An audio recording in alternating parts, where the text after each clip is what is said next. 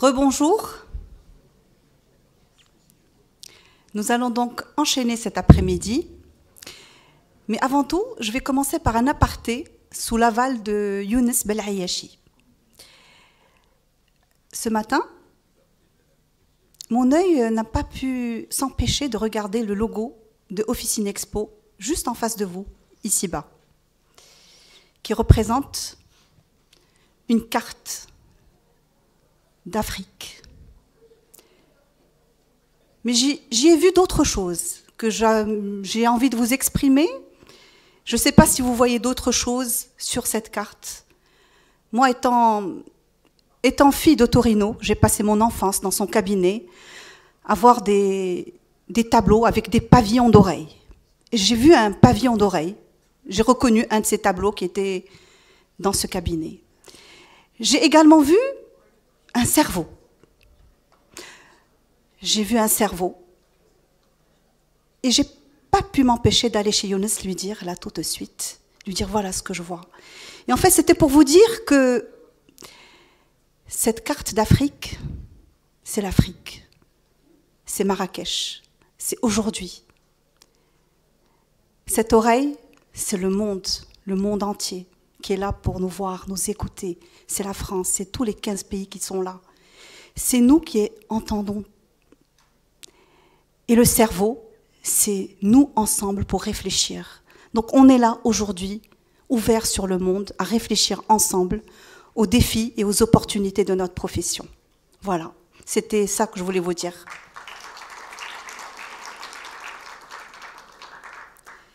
Nous allons donc enchaîner tout de suite sur une table ronde qui explore les pratiques actuelles collaboratives médecins-pharmaciens et examine comment une meilleure synergie entre ces deux professionnels peut améliorer la prise en charge globale des patients. Et sans plus attendre, je cède la parole à Dr Nejier Gibi, pharmacienne et journaliste santé à Casablanca, qu'on applaudit très fort. Merci Amina pour cette entrée en matière poétique, pour inaugurer justement notre 22e édition d'Officine Expo. Cette thématique, cette table ronde inaugurale, revêt pour nous une grande importance. Vous m'entendez? L'an passé, nous avions abordé le thème des maladies non transmissibles, du poids qu'elle occasionne en termes de morbidité, de mortalité, l'impact économique sur les systèmes de santé, pour la viabilité des assurances, des couvertures universelles médicales. Et nous avions donc, dans la continuité, il nous a été proposé, Younes m'a proposé cette thématique. Et j'ai trouvé cette thématique extrêmement importante pour prendre le relais. Voilà, merci. Alors, nous avons choisi donc d'aborder cette thématique au Maroc pour être dans la continuité, pour être encore une force de proposition, pour essayer de faire bouger les choses, mobiliser tous les plaidoyers possibles pour avancer dans ce sens. La thématique touche essentiellement au protocole de collaboration, aux formes de décloisonnement. En fait, il faut arriver à décloisonner les professions autour du patient. Il est impossible de rester chacun dans son coin, agir dans son coin, alors qu'il y a des choses formidables à mettre en œuvre en termes de prévention, en termes de changement des comportements, en termes d'offrir aux pharmaciens des nouvelles opportunités pour adhérer, au même titre que dans de nombreux pays, à des missions nouvelles, à un partage de compétences autour du patient, et pour améliorer la santé du patient, améliorer la santé de notre pays et faire en sorte que la viabilité de notre système de santé puisse continuer. Alors, comment nous avons fait nos choix? Nous avons tenu à décliner avec les personnalités du monde académique, parce que tous ces changements supposent d'agir soit en termes de réglementation, soit en termes de formation de base ou de formation continue. Nous avons choisi également donc, des personnalités du monde académique, de la recherche, médecins, pharmaciens. Nous avons choisi également et fait appel et invité des invités qui ont une expérience internationale dans ces domaines justement, aussi bien, donc, je vais vous les présenter tout à l'heure, et aussi des confrères de terrain qui, eux, sont sur le terrain et qui ont travaillé là-dedans. C'est un panel formidable que j'aurai le plaisir de manager. Et je remercie tous nos confrères invités à intervenants pour la réponse qu'ils ont faite, pour venir avec nous dans cette table ronde. Dans les thématiques, on ne pouvait pas prendre toutes les pathologies. Nous avons identifié deux. Les maladies cardiovasculaires, parce que c'est comme l'a dit le professeur Jaffer Heikel hier au meeting Pharma Africa, sont les premières causes au niveau mondial des morbidités et des décès prématurés. Et en plus, ça va en augmentant. Et on sait que les pays comme les nôtres en voie de développement sont les pays qui sont le plus impactés. Et nous avons les moyens d'agir sur tous les facteurs qui peuvent justement changer les choses, qu'ils soient environnementaux, qu'ils soient comportementaux, qu'ils soient en termes de prévention. Donc c'est pour ça que nous avons tenu à inviter un cardiologue, un éminent professeur de cardiologie, et qui va prendre un modèle, éventuellement nous parler, essayer de décliner, de parler d'une pathologie, parce qu'il y en a de nombreuses dans les maladies cardiovasculaires, sans tenir compte que c'est souvent des polymorbidités où il y a plusieurs maladies qui se greffent. La deuxième thématique où nous avons voulu illustrer la coopération qui doit se construire, et elle est essentielle, c'est la pathologie mentale. La santé mentale au Maroc vit une crise, elle est en crise du fait que nous n'avons pas assez de psychiatres, en crise que nous n'avons pas assez de centres de santé dédiés, en crise parce que nous n'avons pas assez de lits pour hospitaliser, et en crise aussi parce que la réglementation ne suit pas, et là, il y a un décloisonnement à construire au bénéfice de cette souffrance de ces malades ou de leur entourage, et aller travailler, pour ne plus se heurter à la stigmatisation et faire en sorte que la prise en charge se fasse. Et on sait que la situation s'est aggravée en post-Covid, et on sait vraiment ce qu'il en est. À bien soutenir les patients et de soutenir dans leur traitement, dans l'adhésion à leur traitement, concourir à faire en sorte à agir aussi bien sur les addictions que sur tout ce qui est aider à orienter, à voir les signes éventuels qui pourraient guider à une consultation. Donc, et ça passe par un dialogue qui est malheureusement difficile ici. Difficile parce que la réglementation met tout dans le même sac, elle n'a pas été mise à jour, et ça nous pose de gros problèmes, et c'est au détriment des patients et des aidants de ces patients. Et là, c'est pour ça que nous avons invité un éminent psychiatre aussi pour venir essayer de mettre en place et construire. Et peut-être qu'on nous démarrerons avec nos amis psychiatres sur des solutions apportées pour que le dialogue passe, pour qu'il n'y ait pas de perte de chance d'être suivi, pour qu'il n'y ait pas de décompensation, pour essayer d'apporter notre contribution à ce que la santé mentale sorte de cette crise. Voilà donc ce que je voulais dire. Je ne peux pas donc aller plus longtemps.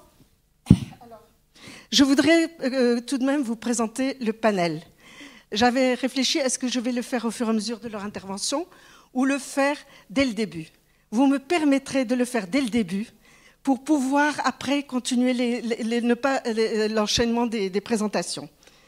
La première présentation que nous aurons, c'est avec notre confrère Luc Besançon, qui nous a toujours accompagnés, qui a toujours répondu à nos invitations et qui a toujours contribué à venir répondre à nos attentes en termes de partage d'expérience. Luc Besançon, que j'ai rencontré, je ne sais pas dire le nombre d'années, était membre du Conseil national de l'Ordre des pharmaciens. Il a coopéré et travaillé avec la Fédération internationale de la pharmacie pendant une dizaine d'années, et il a même dirigé il a été directeur général de cette fédération pendant 5 années. Il est donc délégué général de NERES France. NERES France, c'était l'ancienne AFIPA qui s'occupait qui regroupe donc actuellement et même avant les laboratoires pharmaceutiques de produits de santé et de prévention de premier recours. Et dans notre thématique, nous avons la place du pharmacien dans les premiers recours. Et on sait que les premiers recours sont essentiels pour désengorger les urgences, pour désengorger pour permettre à la médecine d'être vraiment au service des patients, non pas pour les maux bénins qu'on peut prendre en charge, et que le pharmacien puisse être un premier recours à tous les niveaux, prévention, accompagnement, etc. Donc, la NERES regroupe les produits de santé, les laboratoires qui fabriquent des produits de santé de prévention de premier recours et des médicaments qui ne sont pas soumis à prescription obligatoire, c'est-à-dire les médicaments conseils, que ce soit les médicaments, les dispositifs médicaux et même les complémentaires. Et ce matin, vous avez une table ronde sur les compléments alimentaires. Alors, il est titulaire d'un master des affaires publiques européennes. Donc, c'est notre sorte de couteau suisse, parce que vous le dévissez, vous trouvez chaque fois une opportunité d'avoir recours à lui. Et c'est notre premier recours. Il est donc, je disais, consultant spécialisé dans les politiques pharmaceutiques et dans les nouveaux services à la pharmacie, notamment pour ce qui touche aux innovations. Et je pense que ce n'est pas tout à fait le thème d'aujourd'hui, mais on te garde comme un autre élément du couteau suisse. Il est également membre de l'Académie nationale de la pharmacie en France. C'est vous dire donc il a une vision vraiment complète, historique de la profession de son évolution. Le deuxième intervenant est notre confrère qui nous vient du Cameroun, Prosper Yag. Prosper Yag, qui a démarré ses études à Toulouse, comme un certain nombre de pharmaciens ici, qui étaient à Toulouse, mais comme un certain nombre de pharmaciens ici. Il est vice-président de la Fédération internationale de la pharmacie, président de l'AGPC, qui est l'Association des grossistes répartiteurs du Cameroun, consultant pharmaceutique international. C'est un grand défenseur de l'accès aux médicaments de qualité en Afrique, et qui œuvre également pour le développement de plus en plus des bonnes pratiques de fabrication selon les normes de l'OMS. Donc, il est de formation de pharmacie industrielle, impliqué donc dans tout ce qui est promotion de l'éthique des pharmaciens et de l'odontologie au niveau national et international, et notamment au niveau du Forum pharmaceutique africain, l'APF.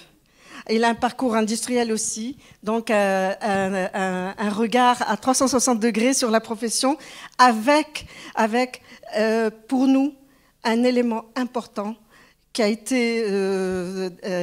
une distinction l'an dernier au Forum international de la pharmaceutique africain, à Lomé, tant il peut contribuer auprès de l'OMS, auprès de la Fédération internationale, pour justement développer des plaidoyers en faveur donc de l'évolution de nos métiers et de la reconnaissance de l'apport que peuvent avoir notre métier pour la santé. Et maintenant, je viens avec notre dame, grande dame, que vraiment je respecte énormément, qui est formidable, je veux pas être, sans exagérer, qui nous a toujours accompagnés avec une vision synthétique, analytique de tout ce qui peut toucher à la santé, à l'éducation, à la formation. Madame le professeur Hajjaj Hassouni Najia, je prendrai mon temps pour la présenter. Elle est doyenne du Collège des sciences de la santé à l'Université internationale de Rabat. Elle a été doyen de la faculté de médecine et de pharmacie à l'Université Mohamed V de Rabat. Elle a été nommée par Sa Majesté le Roi comme membre de l'Académie du Royaume, et ceci il y a à peine 2 années. Elle est membre de l'Académie française de la médecine. Elle est membre de plusieurs sociétés savantes rhumatologiques, l'AFLARC au niveau africain et l'AMRAR au niveau marocain, et de nombreuses autres sociétés internationales. Elle est membre du groupe international Health and Equity in Arthritis aux États-Unis. Elle coopère à plusieurs revues médicales. Madame Hajjaj Hassouni a eu de nombreuses distinctions. Je ne peux pas toutes les citer, mais je vais en citer quelques-unes. Elle a été décorée du Wissam du mérite national de l'ordre de commandeur. Elle est marquée Who's in the World au niveau des USA. Elle a eu la médaille d'or académique de l'Académie académique française pour Arts, Science, les sciences et les lettres à Paris. Elle a été élue membre de l'Académie française de médecine. Elle a été aussi reconnue au niveau des pays arabes, Pan Arab Master of Rheumatology Award, qui lui a été décerné à Dubaï. Elle a été désignée également par le Collège de rhumatologie ACR parmi les 4 femmes leaders en rhumatologie dans le monde, et ça s'est passé en 2021. Elle est élue depuis 2024 membre associée de l'Académie française de médecine. Je ne parle pas des nombreux travaux de recherche et des revues auxquelles elle coopère, et je suis très honorée qu'elle puisse être parmi nous dans notre panel. Alors, pour le côté pharmacien de terrain, nous avons avec nous aujourd'hui notre ami Freddy Mimoun, qui est docteur en pharmacie, installé à Orléans, qui est membre de l'Académie nationale de pharmacie. Et j'ai eu des échos qu'il allait passer, est-ce que je peux en parler avec sa permission, qu'il allait être titulaire, membre titulaire, en tant que Français, puisqu'il est Français d'adoption, à cette même Académie nationale de la pharmacie. Il est membre, puisqu'on parle aujourd'hui des protocoles de coopération, c'est un des premiers qui travaille déjà, Dieu seul sait, ça a été complexe de développer au niveau régional, au niveau national, ces protocoles de coopération, dans ce qu'on appelle les CPTS, et il est pour le CPTS du centre de Val-de-Loire. Il est membre de l'AFDEM, de l'entretien motivationnel. D'ailleurs, il m'avait entraîné une année à aller justement faire cette formation. Et il est impliqué dans l'éducation thérapeutique depuis très longtemps. Et avant, là où il est installé, il y avait une population d'origine turque, marocaine, algérienne. Là, je crois qu'il va falloir qu'il prenne un dictionnaire parce que c'est ce qu'on appelle les patients allophones, des patients dont ce n'est pas la langue d'origine quand ils sont en France ou ailleurs, et qui viennent de tous les horizons, notamment de l'Europe de l'Est. Alors, excusez-moi. Pour la partie santé mentale, nous avons notre confrère que j'aime beaucoup, avec qui j'ai partagé quelques-unes des émissions radio sur la santé, Hachem Thial. Hachem Thial est psychiatre installé dans le privé à Casablanca. Il est président de l'Association marocaine de psychiatrie dynamique. Il est président du syndicat national des psychiatres d'exercice privé. Il est président de la Fédération nationale pour la santé mentale. Donc, Hachem Thial, bienvenue à toi. J'espère que nous sortirons de cette table ronde avec peut-être des choses à mettre en pratique déjà à notre niveau, même si pour l'avenir on peut se projeter à autre chose. Enfin, mon ami de longue date, Badreddine Mimouni, et un de nos orateurs. Badreddine est pharmacien colonel, spécialiste en biologie médicale. Il est professeur de parasitologie à la faculté de médecine et de pharmacie. Il est de l'université Mohamed V de Rabat. Il est membre correspondant de l'Académie, alors je les compte, 1, 2, 3, 3 membres déjà de l'Académie nationale de pharmacie, correspondant de l'Académie nationale de pharmacie en France. Il est coordinateur du diplôme de biologie médicale, Université Aboul Qassis des sciences de la santé de Rabat, chef de service de parasitologie et de mycologie médicale à l'hôpital militaire Mohamed V de Rabat. Et il est passionné comme moi de tout ce qui touche au microbiote et nous n'avons pas attendu qu'on en fasse un tapage médiatique. Ça fait au moins 12 ans que nous sommes là-dessus lancés. Et il a beaucoup travaillé et réfléchi sur les TROD, qui sont un outil, la législation est en train de changer au Maroc, pour permettre aux pharmaciens de participer aux tests d'orientation rapide de diagnostic. Donc voilà, je n'ai oublié personne. Voilà. Ben, merci. Et... Ah oui, professeur Bénis, oui. J'ai gardé le meilleur pour la fin. Alors, pourtant ils étaient classés. Je retourne à mon sac. Alors, professeur Bénis, de mémoire, il a été chef de service du département de cardiologie au CHU de Casablanca, et puis après chef de département de la cardiologie. Il a participé avec nous de nombreuses fois à l'éducation thérapeutique. Je vais quand même chercher mes notes. En tout cas, et il est d'un membre d'associations internationales de cardiologie. Vous aurez l'occasion de le voir régulièrement sur des pages consacrées à la cardiologie ou à des congrès de cardiologie où il intervient, invité à intervenir. Et j'ai assisté à travers, virtuellement, à des séances où c'était ce qu'ils appellent le choix des armes, où c'était une confrontation de points de vue.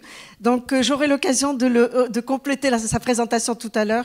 Je le remercie parce qu'il a dû quitter son cabinet pour nous rejoindre. Et il doit retourner, il a d'autres contraintes, mais il a tout de même accepté, il a toujours répondu à notre invitation. Merci d'être là, cher ami. Je sais qu'on a travaillé ensemble aussi à une conférence de sensibilisation, de conférence de presse aux signes d'alerte de l'infarctus du myocarde, et je sais que tu t'impliques beaucoup pour l'hypertension. Il a présidé justement l'association de l'hypertension au Maroc, sollicité un peu partout, et merci d'être parmi nous. Alors j'invite tous les orateurs à venir me rejoindre.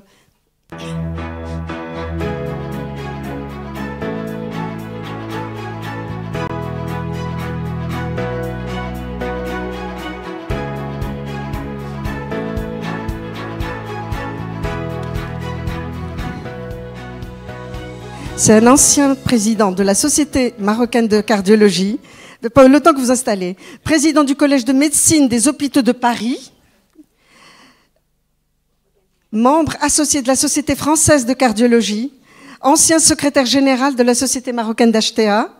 Il a travaillé donc à la sensibilisation de l'infarctus du myocarde, de signes d'urgence et à la prise en charge rapide. Et c'est un interlocuteur privilégié pour le renforcement des coopérations et des partages de tâches dans les cadres des maladies vasculaires.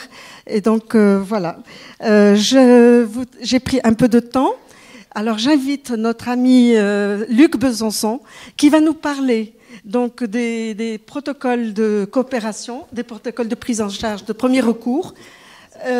Ceux qui ne nécessitent pas forcément des protocoles tels qu'ils vont être présentés tels que ceux des CPTS ou des maisons de santé pluridisciplinaires. Et il va essayer de nous éclairer sur ce que peut apporter le pharmacien à ce niveau. À toi la parole. Merci beaucoup. Alors, je vais essayer d'être bref et d'être simple, parce que ce n'est pas des sujets qui sont les plus simples. Lorsqu'on parle de collaboration interprofessionnelle, peut-être en préambule, juste de vous rappeler qu'est-ce que c'est que les soins de premier recours. Alors, on a finalement deux approches par rapport à ce sujet. La première, c'est de se dire finalement le premier recours en santé pour beaucoup de patients, c'est la première étape d'un parcours de santé pour traiter ces maux du quotidien ou les prévenir. Et puis, ça, c'est ce qu'on appelle le premier recours en santé. Et puis ensuite, le premier recours, n'oublions pas, peut certes impliquer des professionnels de santé, mais dans un certain nombre de cas, on va avoir des approches alternatives, alors de type automédication, responsable idéalement, mais aussi des remèdes de grand-mère ou aussi un non-traitement qui est aussi des réponses à un problème de santé. Et au sein, finalement, de ce premier recours, eh bien, on peut avoir ce qu'on appelle des soins de premier recours. Oups là, attendez, je crois que je l'ai passé, voilà. Ah, il manque une diapo, mais c'est pas grave. Ces soins de premier recours, finalement, c'est lorsqu'un professionnel de santé va être impliqué sur la prise en charge de ce patient. Alors, ces soins de premier recours vont impliquer des parcours de santé, et ces parcours de santé, il faut être à garder en tête que c'est pas un seul parcours, c'est des multiples parcours qui vont être influencés par de grands nombres de critères. Le premier des critères, souvent, on l'oublie, c'est finalement la disponibilité du système de santé à pouvoir tout simplement rencontrer un médecin ou rencontrer un pharmacien. Il peut y avoir aussi des contraintes qui peuvent être économiques aussi. Finalement, quel est le parcours qui me coûte le moins cher en tant que patient et éventuellement de simplicité, qu'est-ce qui est le plus simple pour moi. Et puis aussi, on a des parcours de santé qui changent selon à la fois le niveau de connaissance du patient, à la fois du système de santé. On avait démontré que l'année dernière, en France, à peu près 50% des Français avaient renoncé à se soigner parce qu'ils ne savaient pas où se rendre pour se soigner sur au moins un mot du quotidien. Donc ça veut dire que ce n'est pas juste un problème de compréhension juste du monde de la santé, c'est du fonctionnement. On a aussi la littératie en santé, c'est-à-dire la capacité à comprendre et à intégrer des données de santé, des informations de santé et à les mettre en œuvre pour sa propre santé. Et puis, n'oublions pas aussi que le patient, au fur et à mesure de son expérience de tel ou tel mot, il a cette allergie. Au début, il va peut-être aller d'abord chez son médecin pour confirmer que c'est une allergie, puis au fur et à mesure, peut-être à mesure qu'il commence à mieux reconnaître ses symptômes, aller directement chez le pharmacien et peut-être à terme faire une automédication. Donc finalement, ce qu'on voit, c'est que face à ces parcours de santé, on a des parcours très diversifiés où on voit un rôle accru de l'officine. Alors, si on regarde la première ligne, c'est finalement, on a la première réponse que les patients ont en première intention face à un mot du quotidien, c'est à peu près pour 16% d'entre eux de prendre un médicament qui est déjà dans l'armoire à pharmacie. D'où la question qu'on peut se poser, c'est comment le pharmacien arrive à sécuriser ce recours. C'est-à-dire, ce n'est pas de dire on l'interdit, c'est de se dire quelles sont les informations qui peuvent être utilisées pour améliorer ce recours. Alors, à titre d'exemple, Neres, on a fait une série de tutos sur YouTube pour comment on fait pour gérer son armoire à pharmacie au quotidien et aussi quels sont les produits qu'on ne doit pas mettre dans son armoire à pharmacie. Deuxième élément, ce qui est aussi un élément important, c'est tout ce qui relève de remèdes naturels. Et on en a parlé dans la table ronde de ce matin, qui peut inclure des compléments alimentaires, qui peut aussi inclure des remèdes de grand-mère. Le troisième élément, c'est renoncer à soigner. C'est aussi un élément important, c'est finalement le patient qui attend quelque temps, définitivement ou pendant quelques jours, le temps que ça s'améliore éventuellement. Et puis le premier parcours de soins, de soins de premier recours, c'est consulter un médecin pour 9% des patients, ensuite en parler à un pharmacien, là également 9%.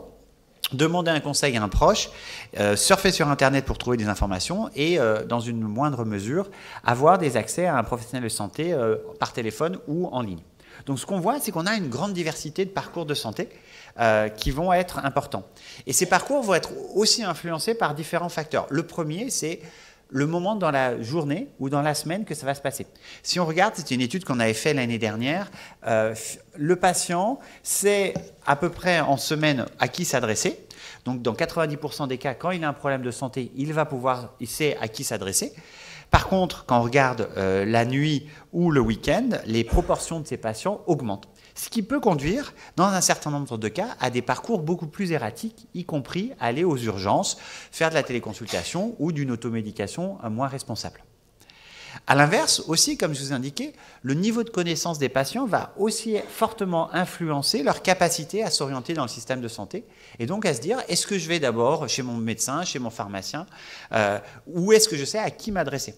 Et ce qu'on peut voir, c'est que finalement, avec une faible connaissance, notamment par exemple en soirée, les patients qui ont de plus faibles connaissances en santé sont à 53%.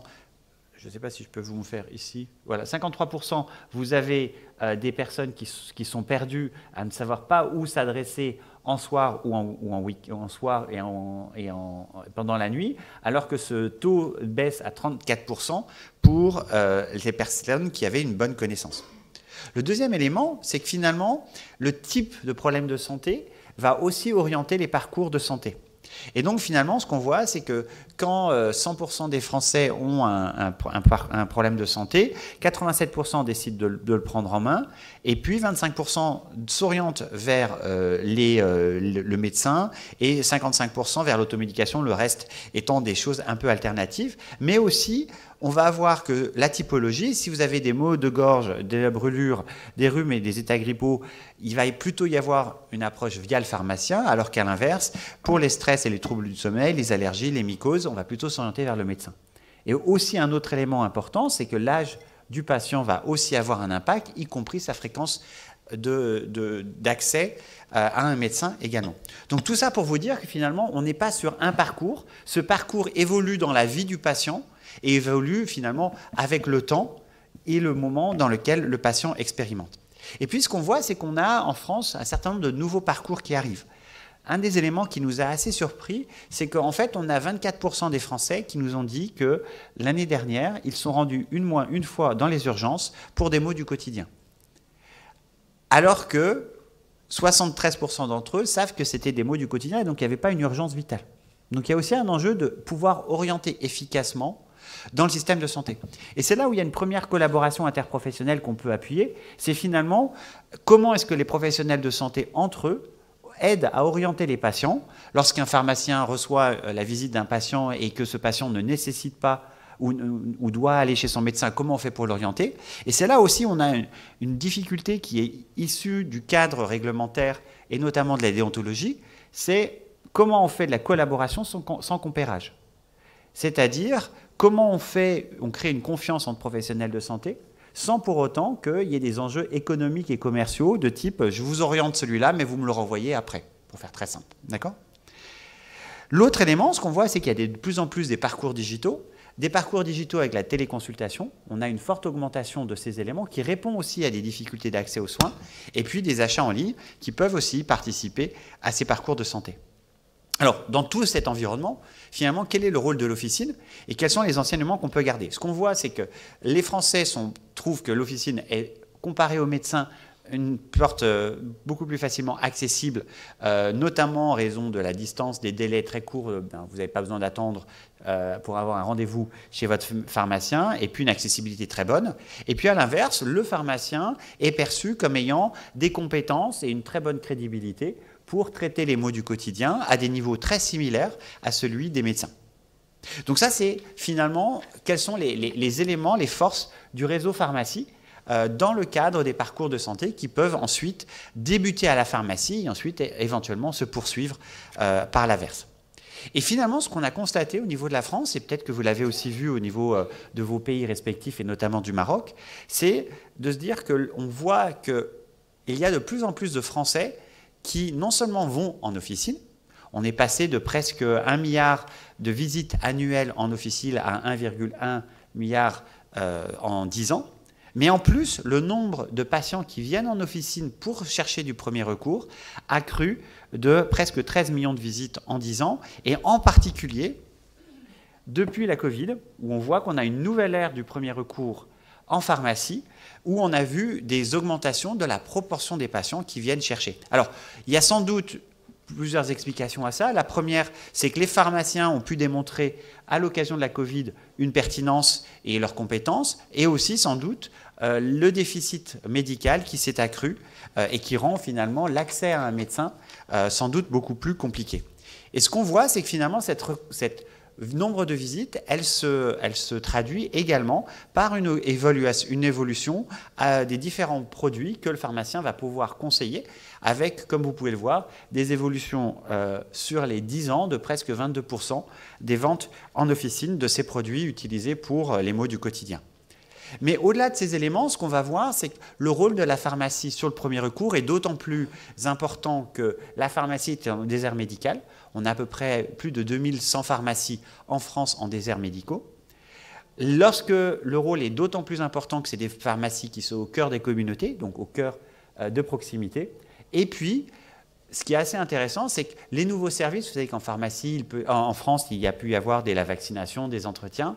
On voit que généralement, les pharmacies qui font plus de ces nouveaux services ont un rôle et aussi des revenus beaucoup plus importants liés au premier recours. Donc la professionnalisation à travers les services en pharmacie, qui implique également des collaborations interprofessionnelles, n'est pas forcément contraire et a un rôle accru dans l'officine. Bien au contraire, c'est quelque chose gagnant-gagnant. Alors, on m'a demandé de vous expliquer un petit peu qu'est-ce que c'est que les protocoles de collaboration et comment est-ce que, avec les outils qu'ont les pharmaciens, on a de nouvelles molécules qu'on espère prochainement qui vont être accessibles en médicaments conseils. La question qu'on peut se poser, c'est comment on fait pour répondre au mieux à des besoins locaux ou pour améliorer encore plus l'accès aux soins. Et donc finalement, le cadre français, alors vous savez que la France, on n'a pas de pétrole, mais on a quand même beaucoup de fonctionnaires qui aiment rendre les choses complexes. Donc j'ai essayé de vous les simplifier au maximum. Mais pour faire très simple, on a eu cette idée, enfin on a cet objectif de pouvoir développer des protocoles qui peuvent être au niveau nationaux, qui sont accessibles à la plupart des professionnels de santé. Et quand je parle de ces protocoles, ce n'est pas que entre pharmaciens et médecins. Ça peut être médecins, infirmières et d'autres professionnels de santé. Et surtout des protocoles qui sont locaux.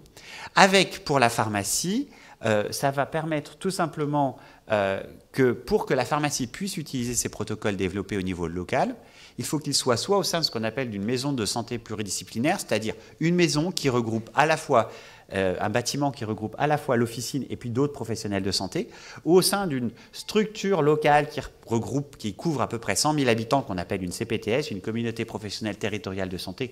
Je n'ai pas trop passé de temps dessus. Et ça permet tout simplement, ces CPTS, de mettre en place des protocoles. Et ces protocoles, ça permet pour un médecin délégant, généralement, de pouvoir autoriser un autre professionnel de santé, dans ce cas-là un pharmacien, de dispenser un médicament qui normalement est de prescription médicale facultative. Et ces protocoles de collaboration peuvent être financés par l'assurance maladie au niveau local, avec une rémunération à la fois pour le médecin délégant et pour le pharmacien. Ces protocoles doivent être acceptés à la fois par le ou les médecins qui délèguent et puis le ou les pharmaciens qui vont pouvoir les utiliser, et comme je vous disais, avec une rémunération spécifique de l'assurance maladie. Et finalement, ces protocoles, on a défini un cadre général qui permet d'être un peu strict sur qu'est-ce qu'un protocole. Ça inclut des critères d'inclusion et d'exclusion, ça inclut également des systèmes d'information à l'intention du médecin délégant, c'est-à-dire que le médecin délégant sait que son protocole a été utilisé pour ce patient X pour qu'il puisse avoir un aperçu.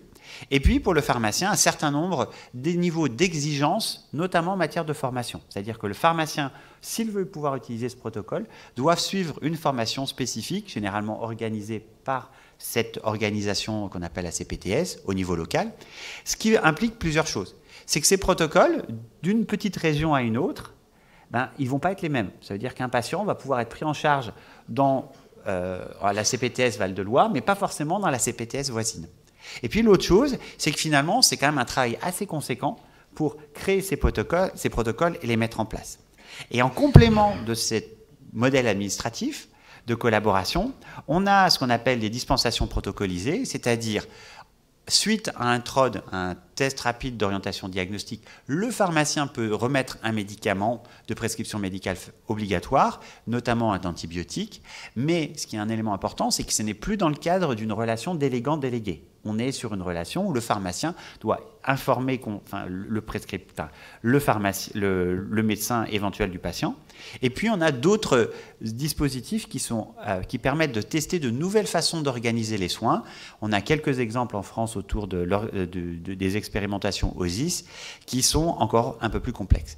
Si vous avez trouvé ça complexe, sachez que je vous ai simplifié au maximum ces éléments, juste pour vous montrer que c'est des cadres qui peuvent permettre une collaboration locale, mais qui s'impliquent sur une confiance entre les acteurs locaux, avec une capacité de délégué-délégant, mais qui sont quand même assez complexes à mettre en œuvre et qui ne sont pas accessibles à l'ensemble des patients. Mais donc peut-être mon point de conclusion, c'est la pharmacie, dans le premier recours, a un rôle de plus en plus marqué, y compris le niveau minimum, c'est l'orientation, réorientation vers d'autres professionnels de santé. D'ailleurs, de la part de l'officine ou à destination de l'officine, mais également, on peut regarder autour de transfert d'informations et enfin, des collaborations beaucoup plus actives autour, par exemple, de ces dispensations protocolisées et de ces protocoles de coopération. Merci. Merci Luc Besançon d'avoir redéfini donc le parcours, les soins de premier recours en pharmacie, et qu'il n'y a pas un parcours, mais des parcours, et d'avoir analysé finement en fonction de l'âge cette évolution. Et de nous avoir donc aussi présenté les protocoles de coopération, ceux relatifs aux soins non programmés qui ne nécessitent pas donc vraiment un travail en centre pluridisciplinaire de territoire, c'est ça ? CPTS, oui. Voilà. Ou dans les maisons de santé, donc qui, eux, sont plus complexes.